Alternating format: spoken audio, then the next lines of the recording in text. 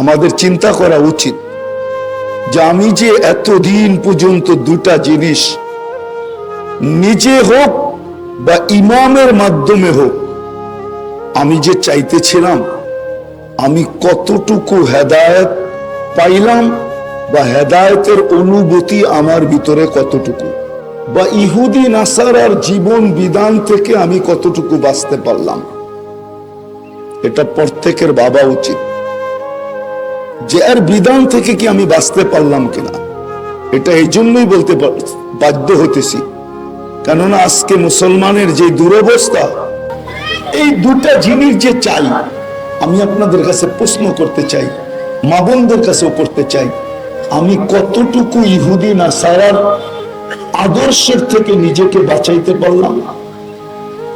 আর কতটুকু আমি আমার ভিতরে হেদায়েতের উপলব্ধি করতে পারতেছি।